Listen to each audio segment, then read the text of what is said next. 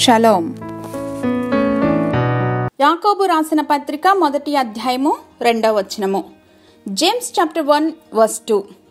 నా సహోదరులారా, మీ విశ్వాసమునకు కలుగు పరీక్ష ఓర్పును పుట్టించునని ఎరిగి మీరు నానా విధములైన శోధనలలో పడినప్పుడు అది మహానందమని ఎంచుకొనుడి.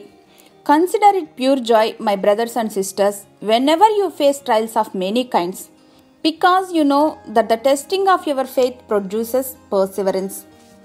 మనకు లభ్యమయ్యే లోహాలన్నింటిలో బంగారానికి ప్రత్యేకమైనటువంటి విలువ, ప్రాధాన్యత ఉన్నాయి.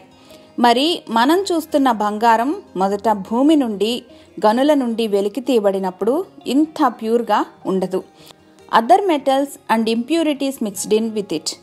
మరి బంగారానికి ఆ యొక్క స్వచ్ఛత ఎలా వచ్చింది? ఒకే ఒక్క మార్గం. Gold has to go through the refining process.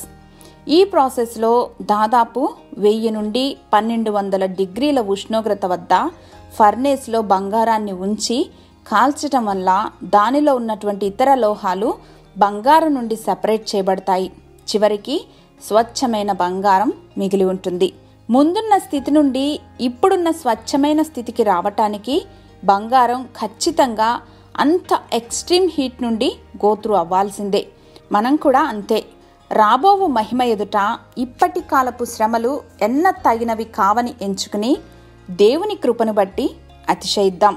క్లిష్ట పరిస్థితులను సైతం కష్టంగా కాక ఇష్టంగా అనుభవిద్దాం. ఇదేమంత ఈజీ కాదు, కానీ నన్ను బలపరుచు క్రీస్తునందు నేను సమస్తం చేయగలను. ఆమేన్. Let us know that God uses those circumstances to bring us close to Him and make us better. సర్వకృపానిధి మీకు వందనాలు తండ్రి.